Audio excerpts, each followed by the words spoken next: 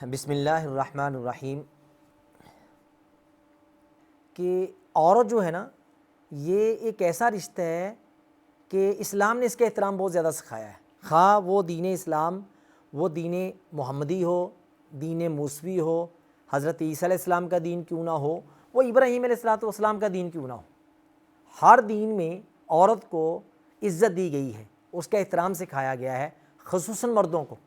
اب آپ دیکھیں کہ موسیٰ علیہ السلام وہاں پر کھڑے ہیں، لوگ پانی پلا رہے ہیں، لیکن دوسرے لوگ ان عورتوں کو پانی نہیں دے رہے، اپنی بکریوں کو پانی پلا کے رجا کے چلے جا رہے ہیں، اور جو پانی بچ جاتا تھا وہ بیچاری یہ عورتیں جو تھیں نا، دو لڑکیاں، وہ اپنی بکریوں کو پلا کے لے جاتی تھی، کیونکہ کنویں کے اندر سے پانی کھینچنا مشکل ہوتا تھا نا۔ لیکن موسیٰ علیہ السلام کے اندر دیکھیں کہ دین تھا، اللہ والے تھے، پیغمبر بننے والے تھے، ان کے دل میں یہ چیز پیدا ہوئی کہ یہ دو عورتیں کیوں الگ بیٹھی ہیں۔ ان سے جا کے پوچھا انہوں نے بھی تم کیوں الگ بیٹھی ہو؟ کہا یہ مسئلہ ہے، ہمارا بھائی نہیں ہے، ہمارے والد صاحب کمزور ہیں، ہم پانی پلاتی ہیں، بکریوں کو چراتی ہیں، جو بچ جاتا ہے وہ ہم پلا کے لے جاتی ہیں۔ تو پھر موسیٰ علیہ السلام نے دیکھیں اس دو عورتوں کی خدمت کی، گویا کہ جو نیک اور صالح مرد ہوتا ہے نا، جس کے دل میں اللہ کا خوف ہوتا ہے، وہ خوف کو سامنے رکھتے ہوئے عورتوں سے فری نہیں ہوتا، عورتوں کی ضرورت کو پوری کرتا ہے۔ تو انہوں نے پانی بھی لایا، ان کی خدمت کی، اور یہاں سے یہ پتہ چلتا ہے کہ عورت کے حقوق اسلام نے رکھے ہیں اور مردوں کے ذمے کہ ان کے حقوق ادا کریں۔ اسی طرح کا واقعہ کے زمانہ میں ہوا تھا کہ جب ایک یہودی نے ایک مسلمان لڑکی کو چھیڑا تھا، یہودی نے مسلمان لڑکی کو سرے بازار میں چھیڑا تھا، تو ایک انصاری نے اسے قتل کر دیا تھا، اس مرد کو، کہ تیرے اندر جرت کس طرح ہوئی کہ ایک پاک باز عورت کو تو چھیڑتا ہے جو مسلمان ہے۔ تو پھر یہودیوں نے اعتراض کیا تھا کہ ہمیں قتل کے بدلے میں قتل انصاف چاہیے۔ تو جب وجہ بتائی گئی کہ ایک مسلمان عورت کو اس یہودی نے چھیڑا ہے سرے بازار میں، تو میں نے اس بنا پہ اس کو مارا اور یہ مر گیا، تو آپ نے اس کے قتل کو رائے گاں قرار دیا تھا کہ اس کا کوئی بدلہ نہیں ملے گا کہ تم نے ایک عورت کو کیوں چھیڑا ہے۔ تو جو نیک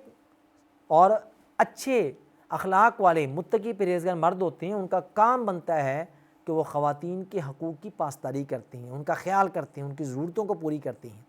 اس کا یہ معنی بھی نہیں ہے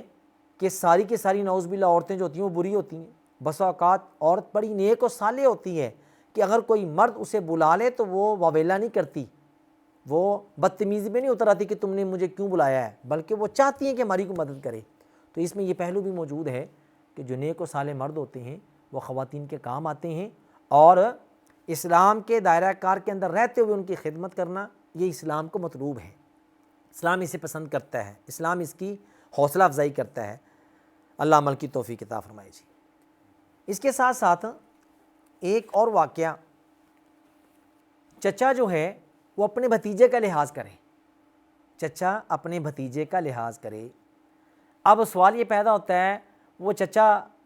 عمر میں تھوڑا سا چھوٹا کیوں نہ ہو یا چھوڑا بڑا کیوں نہ ہو، تب بھی وہ چچا ہی ہوتا ہے۔ اس لیے کہ آپ دیکھتے ہیں بسا اوقات معاشرے میں نا چچے چھوٹے ہوتے ہیں، بھتیجے بڑے ہوتے ہیں، پاکستانی معاشرے میں بھی نظر آتے ہیں۔ میں خود اپنے بارے میں بتا دوں کہ مجھ سے 15 سال بڑا میرا بھتیجا ہے، لیکن مجھے کہتا ہے چچا جی 15 سال مجھ سے بڑا ہے۔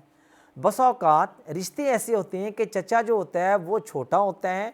اور بھتیجا بڑا ہوتا ہے، اور بسا اوقات بھتیجا چھوٹا ہی ہوتا ہے، چچے بڑے ہوتے ہیں۔ تو یہاں ایک واقعہ محمد الرسول اللہ صلی اللہ علیہ وسلم جو ہمارے پیارے نبی ہیں، ان کے چچا عباس کا ہے۔ نبی صلی اللہ علیہ وسلم کے زمانہ میں جب مشرکین مکہ نے بہت زیادہ ظلم و ستم بڑھا دیا، تو پھر انصار کے کچھ لوگ آئے تھے عمرے کی غرض سے مدینہ سے، انصاری اوس اور خزرج کے لوگ تھے، وہ عمرے کی غرض سے آئے تھے زمانہ جاہلیت کے مطابق کہ جس طرح بتوں کی پوجا کرتے ہیں، لیکن وہ بیت اللہ میں آئے، یثرب سے آئے۔ میں یثرب نام لیتا ہوں کہ مدینہ تو نہیں تھا اس وقت، لیکن مدینے سے یعنی یثرب سے عمرے کی غرض سے آئے اپنی عبادت کے مطابق حج عمرے کے لیے۔ تو نبی صلی اللہ علیہ وسلم کی عادت مبارکہ تھی، آپ نے دیکھا ہے کہ آپ میلوں میں جایا کرتے تھے، جب گل گپاڑا ہوتا تھا تو اللہ تعالیٰ آپ کو سلا دیتا تھا، اور جب شعر و شاعری کی بات ہوتی تھی، لوگ ان کی باتیں سنتے تھے، تو نبی صلی اللہ علیہ وسلم وہاں واز کر دیتے تھے۔ تو نبی صلی اللہ علیہ وسلم نے وہاں پر واز کیا، اور وہ جو انصار کے 12-13 بندے آئے تھے نا اپنی عبادات کے لیے، تو آپ نے انہیں دین کی باتیں بتائیں، وہ آپ کی باتوں سے متاثر ہو گئے، وہ مسلمان ہو گئے، وہ 12 کے 12 بندے مسلمان ہو گئے۔ تو انہوں نے وعدہ کیا کہ اگلے سال ہم پھر آئیں گے۔ لیکن یہاں مکہ میں ظلم و ستم بڑھتا جا رہا تھا، خواتین کے اوپر ظلم، مردوں کے اوپر ظلم، مصعب بن عمیر، بلال، ان کے اوپر جو ظلم و ستم ہوتا تھا، صحابیات، سمیہ، آل جعفر، اسی طرح آل یاسر، آپ کو پتہ ہے سیرت کی کتابوں میں موجود ہے۔ پھر اگلے سال وہ دوبارہ آئے عبادات کے لیے، لیکن ان کے اگلے سال آنے کا مقصد یہ نہیں تھا کہ ہم صرف عبادت کرنے جائیں گے، اب وہ کوئی مشرکین مکہ کے طریقے کے اوپر عبادت نہیں کرنے آئے تھے، وہ تو مسلمان ہونے کے لیے آئے تھے، اور پہلے سے زیادہ افراد آئے، 12 کے بدلے میں وہ غالباً 80 سے زیادہ افراد تھے۔ انہوں نے یہ معاہدہ کیا تھا کہ ہم جب جائیں گے تو ہم رسول اللہ صلی اللہ علیہ وسلم کے ساتھ یہ عہد کر کے آئیں گے کہ اب ہم آپ کو مکہ میں نہیں رہنے دیں گے، جی بہت ہو گیا جی، اب آپ ہمارے ساتھ یثرب چلیں، ہم آپ کے جان و مال کی حفاظت کا ذمہ لیتے ہیں، آپ وہاں دین کی دعوت دیں، وہاں زرخیز علاقہ ہے، زمین زرخیز ہے، لوگ آپ کی بات کو قبول کریں گے، ہم آپ کا دفاع کریں گے، آپ کو تکلیفوں میں دیکھنا اب ہمیں گوارا نہیں۔ بہرحال وہ آئے، انہوں نے یہ آپ کے ساتھ معاہدہ کر رکھا تھا کہ فلاں گھاٹی میں ہم آپ سے ملاقات کریں گے۔ اب مکہ میں رات کے وقت ملاقات کا ٹائم طے تھا، اور نبی صلی اللہ علیہ وسلم اکیلے تھے ملنے والے، آپ نے اکیلے نے ملاقات کرنی تھی، آپ کے ساتھ ابوبکر صدیق بھی نہیں تھے۔ یہ طے ہو چکا تھا کہ فلاں وقت جب ساری دنیا سو چکی ہوگی، آپ اکیلے آئیں گے، آپس میں بیٹھ کے کوئی گفت و شنید کریں گے، اس میں طے کر لیں گے معاملات کو، تو بس اس کے بعد آپ نے پھر ہجرت کرنی اور ہمارے ساتھ جانا ہے۔ یہ سارے کے سارے اس گھاٹی میں بیٹھے انتظار کر رہے تھے، ابھی رسول اللہ صلی اللہ علیہ وسلم تشریف نہیں لائے، جس طرح روٹین ہوتی ہے کہ آئے نہیں ابھی تک، آئے نہیں ابھی تک۔ پھر کرتے کرتے باتوں میں کسی نے کہا جی وہ رسول اللہ آ گئے جی، وہ رسول اللہ علیہ وسلم تشریف لے آئے ہیں۔ جب انہوں نے یہ بات کی تو کہا آ گئے ہیں، دور سے نظر آ رہے تھے، آئے تو کہا یہ تو اکیلے نہیں ہیں، ہمارا معاہدہ تو تھا کہ ہم اکیلے ہی میں بات کریں، ان کے ساتھ کوئی اور بندہ بھی ہے، یہ کیا بنا جی؟ اب وہ جو انصاری لوگ تھے جو یثرب سے آئے تھے وہ ڈر گئے کہ لگتا ہے ہمارا راز فاش ہو گیا ہے، یہ جو ہماری مجلس ہونی تھی یہ نہیں ہو سکتی کہ یہ اکیلے نہیں ہیں، یہ کوئی 2 بندے آ رہے ہیں، لگتا ہے ہمارا راز فاش ہو گیا ہے، اور مکے والوں کو پتہ چل گیا کہ ہم رسول اللہ کے ساتھ کوئی معاہدہ کرنے والے۔ بہرحال جیسے وہ قریب آتے گئے، جب قریب پہنچے تو پتہ چل گیا کہ نہیں یہ رسول اللہ صلی اللہ علیہ وسلم ہی ہیں۔ مطمئن ہو گئے تو دیکھا کہ آپ کے ساتھ وَمَعَهُ أَمُّهُ عباس بن عبد المطلب، کہ ان کے ساتھ تو ان کے چچا عباس آ گئے ہیں۔ اب آپ یہ دیکھیں کہ اس واقعے میں میرے اور آپ کے لیے سبق کیا ہے؟ سبق یہ ہے کہ چچا جو ہے وہ اپنے بھتیجے کے دفاع کے لیے اس معاہدے میں شامل ہونے کے لیے آ رہا ہے۔ وجہ نبی صلی اللہ علیہ وسلم نے بتا دیا تھا اپنے چچا کو، عباس کو، کہ چچا جی میں یثرب جانے کی تیاری کر رہا ہوں، یثرب کے لوگ مسلمان ہو گئے ہیں کافی، اور وہ مجھے اپنے ساتھ لے کے جانا چاہتے ہیں، تو میں اب مکہ چھوڑ کے وہاں چلا جاؤں گا، میں ان کے ساتھ کوئی عہد و پیمان کرنا چاہتا ہوں۔ حالانکہ چچا عباس ابھی مسلمان نہیں ہوئے، انہوں نے کہا میں نہیں کوئی معاہدہ کرنے دوں گا، یہ تو کیا کر رہا ہے، اپنے آپ کو مصیبت میں ڈالنے لگا ہے۔ اگر تم نے ان کے ساتھ کوئی معاہدہ کرنا ہے تو اس معاہدے میں بیٹھوں گا، کیونکہ میں تمہارا چچا ہوں، تمہیں گزند پہنچے گا تو مجھ سے برداشت نہیں، میں تمہارا چچا ہوں، میں تمہارے ساتھ بیٹھوں گا، وگرنہ نہیں۔ اب رسول اللہ وسلم کو دیکھیں، وقت کے پیغمبر بن چکے ہیں، کیا آپ کو اپنے چچا کی مشاورت کی ضرورت تھی؟ لیکن آپ نے قدر کی، البرکۃ مع اکابرکم، کہ چاچا جی نے بات کہہ دی ہے، میں نے بات کر لی ہے، چچا جی کہتے ہیں اس معاہدے میں شامل ہوں گا، حالانکہ کافر ہیں۔ چچا عباس ابھی مسلمان نہیں ہوئے، وہ تو مکہ فتح ہونے کے بعد مسلمان ہوئے ہیں، یعنی نبی صلی اللہ علیہ وسلم کے مدینہ میں جانے کے 8 سال کے بعد مسلمان ہوئے ہیں، ٹوٹل نبوت کے، یعنی 21 سال کے بعد مسلمان ہونے والا چاچا مسلمان نہیں ہوئے تھے، لیکن اپنے بھتیجے کو تکلیف برداشت نہیں تھی کہ اسے کوئی تکلیف پہنچے، کہ یہ اگر یثرب میں چلا گیا، وہاں اس کو کسی نے تکلیف پہنچا دی، اس کا دفاع کون کرے گا، یہ کل یہ چھوڑ نہ دیں اس میرے بھتیجے کو۔ کہا جی میں ساتھ بیٹھوں گا۔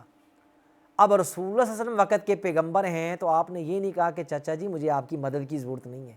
کہا ٹھیک ہے چچا جان آپ پھر بیٹھیں۔ اور جب یہ گئے ہیں تو انہوں نے دیکھا کہ یہ ایک نہیں 2 بندے آ گئے، تو دیکھا بعض ساتھ ہیں، وَهُوَ يَوْمَئِذٍ عَلَىٰ دِينِ قَوْمِهِ، رحیق المختوم میں لکھا ہے کہ ان دنوں چچا عباس اپنی قوم کے دین پر تھے، بت پرستی پر قائم تھے، إِلَّا أَنَّهُ أَحَبَّ أَن يَحْضُرَ أَمْرَ ابْنِ أَخِيهِ، مگر وہ یہ پسند کرتے تھے کہ اپنے بھتیجے کے اس معاہدے میں مدینے والوں کے ساتھ بیٹھ کے گفت و شنید میں شامل ہوں، کوئی بات تو پتہ چلے کرنا کیا چاہتے ہیں۔ وتوسق له وکان اول متکلم، جب ان کے پاس جا کے بیٹھے نبی صلی اللہ علیہ وسلم خاموش ہیں اور مدینے کے وہ یثرب کے سارے ساتھی خاموش ہیں، اب بات کس طرح کریں، کیونکہ یہ راز کی بات تھی۔ اب وہ پریشان ہو گئے کہ یہ بندہ کافر ہے، یہ بیچ میں آ کے گھس گیا اور سسم ساتھ لے آئیں، اب بنے گا کیا؟ اب سب چپ ہیں، نبی صلی اللہ علیہ وسلم خاموش، انصاری بھی خاموش۔ تو سب سے پہلے جس نے گفتگو کی، سیرت کی کتابوں میں لکھا ہے کہ سب سے پہلے جس نے گفتگو کی وہ چچا عباس تھے، وہ بول پڑے، انہوں نے گفتگو کی، یا معاشر الخزرج، اوے خزرج کے لوگوں، وکان العرب یسمون الانصار خزرجا، اس وقت عرب کے لوگ ان کو خزرجی کہتے تھے، کیونکہ انصار تو بعد میں بنے جب آپ مدینے میں گئے کہ صحابہ کرام کی مدد کی، تو کہا او خزرجیو او اوسیو، اوس اور خزرج والے تھے، فرمایا او اوس کے لوگوں، خزرج کے لوگوں، ان محمدا منا حیث قد علمتم، تمہیں پتہ ہے کہ محمد کون ہے؟ یہ ہم میں سے میرا بھتیجا ہے، قریشی ہے، ہاشمی ہے، مطلبی ہے، میرے خاندان کا بندہ ہے، یہ محمد ہم میں سے ہیں۔ وقد منعناہ من قومنا، ابھی تک اپنے بھتیجے کو ہم نے تکلیف نہیں پہنچنے دی، اپنی قوم سے ہم اسے بچا کے رکھے ہوئے ہیں، کسی نے تکلیف پہنچانے کی کوشش کی ہم نے چھوڑا نہیں ہے۔ اور یہاں وہ واقعہ یاد رکھیں حضرت حمزہ والا، جب نبی صلی اللہ علیہ وسلم کو زخم پہنچایا تھا ابو جہل نے، تو حضرت حمزہ گئے اور جا کے چھڑی ماری تھی ابو جہل کے پیشانی پہ، خون آلودہ کر دیا تھا، کہا بھتیجے میں تیرا بدلہ لے آیا ہوں۔ تو آپ نے کہا تھا چچا اگر اس بنا پہ تو پورے مکے والوں کو بھی مار دے مجھے اتنی خوشی نہیں ہوگی۔ کہا پھر تو خوش کس طرح ہوگا؟ کہا خوش یہ ہے کہ تو کلمہ پڑھ لے۔ تو پھر حضرت حمزہ نے کلمہ پڑھ لیا تھا، مسلمان ہو گئے تھے، تو وہ بھی چچا تھا، چچے نے بھتیجے کا لحاظ کیا کہ میرے چھوٹے بھتیجے کو نقصان پہنچائے تو کیوں پہنچائے، جبکہ وہ بھی ابھی مسلمان نہیں ہوئے تھے، تو بعد میں مسلمان ہو گئے۔ تو یہاں پر انہوں نے کہا کہ یہ میرا بھتیجا ہے، تمہیں پتہ ہے کہ ہم اس کی جان کی حفاظت کے لیے ہر وقت تیار ہیں، اور یہاں یہ زیادہ محفوظ ہے وہاں جانے کے بدلے میں۔ کر رہے ہو کہ جی آپ یثرب آ جائیں، مدینے آ جائیں، یثرب چلے جائیں، اگر تم اسے لے کے جا رہے ہو تو مت بھولو کہ تم صرف اکیلے محمد کو نہیں لے کے جا رہے، تم سارے عرب کی دشمنی کو اپنے ساتھ لے کے جا رہے ہو۔ مجھے پہلے یہ ذمہ داری دو،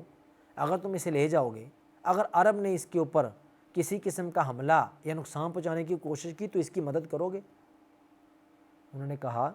آگے کیا کہا؟ انہوں نے کہا جی بات سنیں، ہم لوگ جو ہے نا، ہم وہ لوگ ہیں جو جنگجو قوم ہیں، ڈرنے والے نہیں ہیں۔ اور آپ کو پتہ ہے کہ مدینے کے اندر رہتے ہوئے اس اوس اور خزرج نے یہودیوں کو نتھ ڈالی ہوئی تھی، یہودی بھی ان سے ڈرتے تھے، ان انصاریوں سے، انہوں نے یہودیوں کو قابو کیا ہوا تھا، وہ نہیں ڈرتے تھے ان سے، یہودی ان سے ڈرتے تھے۔ انہوں نے کہا جی ہم تو لڑنے والی قوم ہیں، ہم جنگجو قوم ہیں، ہمیں صرف یہ بتائیے کہ اگر ہم اس محمد صلی اللہ علیہ وسلم کی جان کا دفاع کریں گے، ان کی حفاظت کریں گے، ہمیں بدلے میں کیا ملے گا یا رسول اللہ؟ ہم ساری آپ کی باتیں ماننے کے لیے تیار ہیں۔ تو آپ نے کہا تھا اگر تم یہ ساری باتیں ماننے کے لیے تیار ہو تو اس کے بدلے میں تمہارے لیے جنت ہے۔ تو یہاں پر پھر تسلی کر لینے کے بعد جب آپ کے چچا عباس مطمئن ہو گئے تو پھر انہوں نے کہا ٹھیک ہے بھتیجے اب تم جاؤ، اب تمہیں کوئی رکاوٹ نہیں ہے۔ تو بعد میں پھر ہجرت کا واقعہ آتا ہے جس میں رسول اللہ صلی اللہ علیہ وسلم مدینے کی طرف ہجرت کر کے چلے جاتے ہیں۔ لیکن اس واقعے میں ہمارے لیے سبق کیا ہے؟ ہمارے لیے سبق یہ ہے کہ ایک چچا ابھی مسلمان نہیں ہوا لیکن عمر میں بڑے ہیں، نبی صلی اللہ علیہ وسلم سے وہ بڑے تھے اور رتبے میں بھی بڑے ہیں کہ وہ چچا لگتے ہیں، لیکن دیکھیں کہ باوجود اس بات کے کہ ابھی نبی یہ وقت کے پیغمبر ہیں اور چچا مسلمان نہیں ہے، لیکن رسول اللہ صلی اللہ علیہ وسلم نے چھوٹے ہونے کے باوجود کہ یہ میرے چاچا جی ہیں، اس معاہدے میں اپنے چچا جی کو شامل کیا۔ تو سبق کیا ہے؟ سبق یہ ہے کہ ہم جو روزمرہ کی زندگی بسر کرتے ہیں، عہد و پیمان ہوتے ہیں، ہماری ایک کوتاہی ہے، یہ میں معذرت کے ساتھ بتا دوں، نکاح ہم پڑھاتے ہیں تو اس میں کیا ہوتا ہے، نکاح نامہ میں نا عموماً جو گواہ ہوتے ہیں نا، ہم ان گواہوں میں چھوٹوں کو ترجیح دیتے ہیں، چھوٹوں کو ترجیح دیتے ہیں، بڑوں کو بھول جاتے ہیں، بڑے آرام سے بیٹھے ہوتے ہیں ایک طرف، انہیں بھول جاتے ہیں۔ کیسے بھولتے ہیں؟ جی یہ گواہ کون ہے؟ جی یہ جی میرے داماد کا نام لکھ لیں، داماد گواہی کے کیا کام آئے گا؟ رشتہ ہی ایسا ہے نا، اللہ نہ کرے کوئی تھوڑی بہت ہی انبن ہوگی تو وہ تو آگے سے مثالیں سنائے گا، اس کو ویک پوائنٹ بنائے گا۔ چچا ہے، تایا ہے، ماموں ہے، ان کو ہم چھوڑ دیتے ہیں، اگنور کر دیتے ہیں۔ ایسے نکاح کے معاملے میں جو گواہ ہوتے ہیں وہ بڑوں کو بنایا جائے، ان لوگوں کو بنایا جائے جن کی چلتی ہے، جو اگر کسی کے سامنے بات کریں تو گلا خاموش ہو جائے، کیونکہ اختلافات ہو ہی جاتی ہیں، اللہ نہ کرے اگر لڑکے لڑکی میں اختلاف ہو تو وہ جو گواہ ہیں گواہ ایسے ہونے چاہیے جو مجلس میں بیٹھے ہوں تو دونوں فریقین آپس میں صلح کی طرف آمادہ ہو جائیں۔ ہم وہاں پر بیٹوں کو گواہ بنا لیتے ہیں، ہم صرف دوستوں کو گواہ بنا لیتے ہیں، خونی رشتوں کو چھوڑ دیتے ہیں۔ تو عہد و پیمان، اسی طرح تجارت کا معاملہ آتا ہے، کسی سے عہد و پیمان کرنا ہے تو وہاں پر اسٹامپ پیپر کے جو گواہ ہوتے ہیں وہ دوستوں یاروں کو بنا لیتے ہیں، بعد میں ہم روتے ہیں یار میرے دوست نے میرے ساتھ دھوکہ کر لیا، میں تو مارا گیا۔ اچھا بھائی یہ تو میرا کولیگ تھا، اس نے مجھے فراڈ کر لیا یار، مجھے کیا پتہ اسٹامپ پیپر پہ لکھا کیا ہے، وہ جناب سب کچھ لے کے بھاگ گیا۔ تو اس لیے اس واقعے میں میرے اور آپ کے لیے نصیحت ہے، یہ جو چچا اور تائے کے رشتے ہوتے ہیں نا، ماموں کے رشتے ہوتے ہیں، بڑے بھائیوں کے رشتے ہوتے ہیں، یہ اگنور کرنے والے رشتے نہیں ہیں۔ وقت کا پیغمبر اپنے چچا کو نہیں اگنور کر رہا کہ اس نے کہا میں ساتھ بیٹھوں گا، تو کہتے ہیں ٹھیک ہے چاچا جی میرے ساتھ چلیں، آپ بیٹھیں بیچ میں۔ تو رسول اللہ صلی اللہ علیہ وسلم سے بڑھ کر سمجھدار کون تھا، لیکن آپ نے اپنے چچا کو عزت دی کہ انہوں نے ضد کی تو آپ نے ان کو ساتھ لیا کہ ٹھیک ہے چچا جی آپ اس معاہدے میں شامل ہوں، تو اس معاہدے میں آپ نے اپنے چچا کو شامل کیا۔ تو اسی طرح تجارت کے معاملے میں، لین دین کے معاملے میں، کسی کے ساتھ عہد و پیمان ہے، قرض کے معاملے میں، ہم اگر کسی کو گواہ بنائیں، کسی کو اس معاہدے میں شامل کریں تو اپنے بڑوں کو ترجیح دیں، بڑوں کو اس میں عزت کی جگہ پہ رکھیں کہ یہ میرے بڑے ہیں، اس معاہدے میں وہ یہ شامل ہیں۔ اللہ مجھے اور آپ کو عمل کی توفیق عطا فرمائے۔ السلام علیکم ورحمۃ اللہ وبرکاتہ۔